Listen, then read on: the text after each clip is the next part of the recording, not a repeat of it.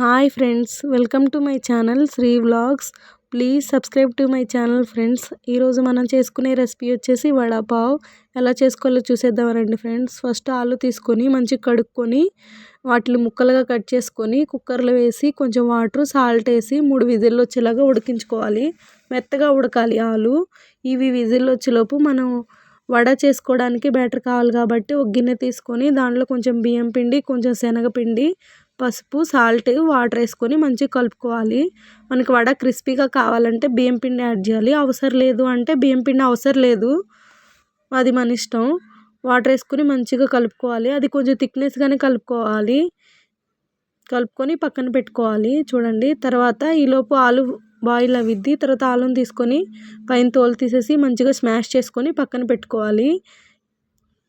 పకోడీలోకి ఈ ఆలుతోనే పకోడీ తయారవుతుంది. ఇప్పుడు మనం ఒక మిక్సీ గిన్నె తీసుకొని దానిలో ఒక 3 పచ్చిమిర్చి, కొంచెం కొత్తిమీర, కొంచెం జీలకర్ర, సాల్టు, అల్లం వెల్లుల్లి పేస్టు. అల్లం వెల్లుల్లి పేస్ట్ అయితే అల్లం వెల్లుల్లి అయినా కొంచెం వేసుకోవాలి. కచ్చపచ్చగా మిక్సీ పట్టుకోవాలి. చూడండి, బరకగా.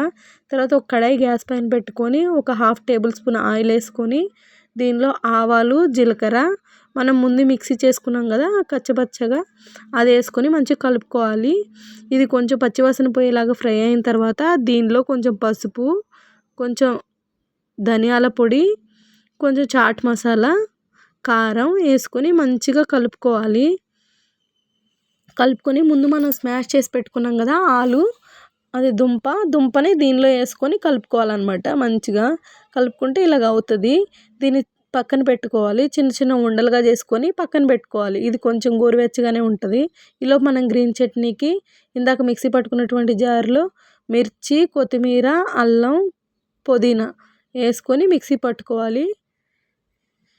కొంచెం సాల్ట్ కూడా వేయాలి. దీనిలో వేసుకొని మిక్సీ పట్టుకోవాలి. ఇప్పుడు గ్రీన్ చట్నీ రెడీ అయిపోయినట్టే. దీన్ని ఒక గిన్నెలో తీసుకొని పక్కన పెట్టుకోవాలి. దీనిలో మనం ఒక కారం పొడి వేస్తాము వడల్లో పావులోకి. దానికోసం మనం ముందు కొంచెం వేరుశనగకాయ గుళ్ళు తీసుకొని ఫ్రై చేసుకోవాలి మంచిగా. ఇవి పక్కన పెట్టుకొని తర్వాత మనం వడేసుకోవాలి కాబట్టి దానికోసం ఒక కడాయి పెట్టుకొని ఆయిల్ వేసుకోవాలి డీప్ ఫ్రైకి సరిపడా. ముందు మనం ఆలు మిశ్రమాన్ని రౌండ్ వడలు చుట్టుకొని పెట్టుకున్నాం కదా, వాటిని మనం కలిపి పెట్టుకున్నటువంటి శనగపిండి ఈ దానిలో వేసి వడలాగా దానిలో ముంచి తీసి దీనిలో వేయాలి. చూడండి, ఇలాగ వేసుకొని 2 వైపులా కాల్చుకొని తీసి పక్కన పెట్టుకోవాలి. ఈ మిగులుతాయి కదా చిన్న చిన్న బూందీలాగా పడతాయి ముక్కలు ముక్కలుగా, ఇవి తీసుకొని పక్కన పెట్టుకోవాలి. ఎందుకంటే మనం ఒక కారం పొడి కావాలన్నాను కదా, దానిలో ఇవి యాడ్ చేస్తే చాలా టేస్టీ ఉంటుంది. నాకు కొంచెం శనగపిండి మిగిలింది, దాంతో కూడా నేను అలాగే చేసి కొంచెం పకోడీ టైప్లో వేసాను అనమాట. దీన్ని నేను కారం పొడి కోసం మిక్సీ కొడతాను. ఓ జార్ తీసుకొని వేరుశనగకాయ గుళ్ళు, కొంచెం వెల్లుల్లి రెమ్మలు 2, కొంచెం సాల్టు, ఆ బూందీ పకోడీ వేసుకున్నాం కదా మిగిలిపోయిన శనగపిండితో, అది కారం వేసుకొని మిక్సీ పట్టుకోవాలి. చూడండి ఇలాగా.